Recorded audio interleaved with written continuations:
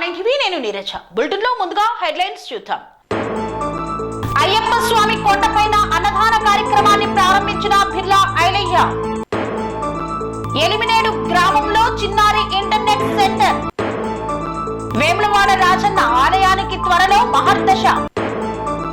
చీర్యాల లక్ష్మీ నరసింహస్వామి దేవస్థానంలో సామూహిక సత్యనారాయణ వ్రతాలు. రాజకీయ నాయకుల అండతో భూ కబ్జాకు ప్రయత్నిస్తున్నారన్న బాధితులు. బీఆర్ఎస్ ఉద్యమ పార్టీ ఎవరికి భయపడదన్న లింగయ్య యాదవ్. మాదిగలంతా ఐక్యం కావాలని పిలుపునిచ్చిన పిడమర్తి రవి. శ్రీ అన్నపూర్ణేశ్వరి విశ్వేశ్వర స్వామి ఆలయ ప్రాంగణంలో సామూహిక సత్యనారాయణ వ్రతాలు.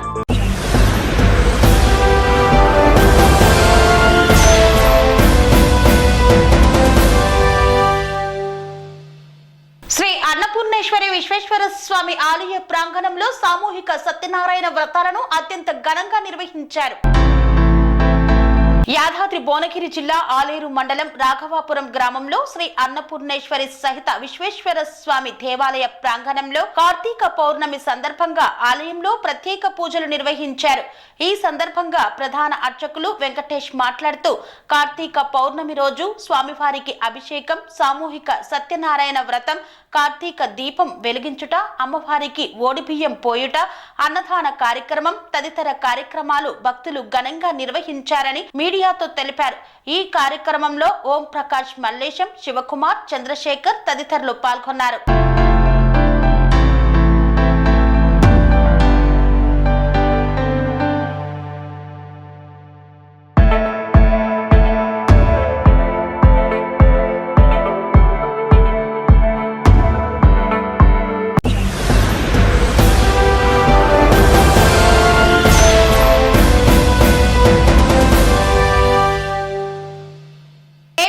వర్గీకరణ అమలు కోసం మాదిగలంతా ఐక్యం కావాలని పిలుపునిచ్చిన పిడమర్తి రవి.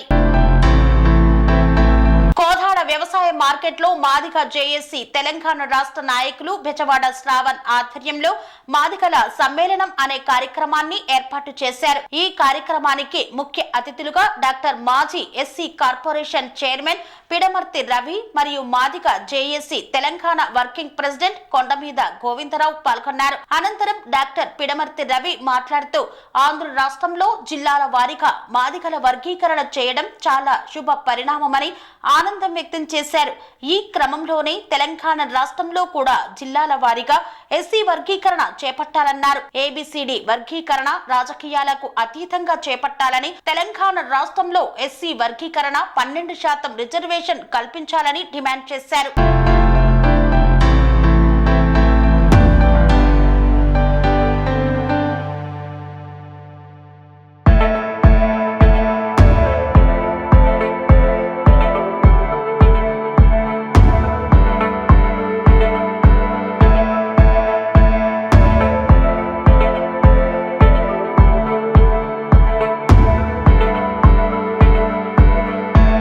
లాజర్ మన యువ నాయకులు, మాదిగ యువ నాయకులైనటువంటి లాజరు, రాహుల్, వేణు వచ్చి పిడమర్తి రావణని శాల్వతో సన్మానించవలసిందిగా కోరుకుంటున్నారు. ముఖ్య అతిథులు రవీణ గారికి, ఈ కార్యక్రమం నిర్వహించినటువంటి గోవిందరావు గారు, శ్రావణ్ గారు, దశరథన్న గారు, మీ అందరికీ ప్రత్యేకమైన ధన్యవాదాలు తెలియజేస్తూ, నన్ను జిల్లా అధ్యక్షునిగా ఎంపిక చేసిన రవీణ గారికి మరొకసారి ప్రత్యేకమైన ధన్యవాదాలు. అన్నగారు చెప్పినట్టు 23 మండలాలు ఉన్నాయి సూర్యాపేట జిల్లాలో. ప్రతి మండలంలో కమిటీ వేయించి మన చేస్తున్న పోరాటం మన మాదిగ సోదరులకు తీసుకుపోయి విజయవంతం చేసి ఉద్యమాన్ని బలోపేతం చేయడానికి నేను ప్రయత్నం చేస్తాను. మీరందరూ నా ఎన్నిక సహకరించినందుకు ప్రత్యేకమైన ధన్యవాదాలు తెలియజేస్తాను. మధ్య సంఖ్యాపరమైనటువంటి భేదం ఉంది, లెక్కలుగా తేడా ఉంది. అది మనమందరం అనుకునేది. నేనేమంటున్నంటే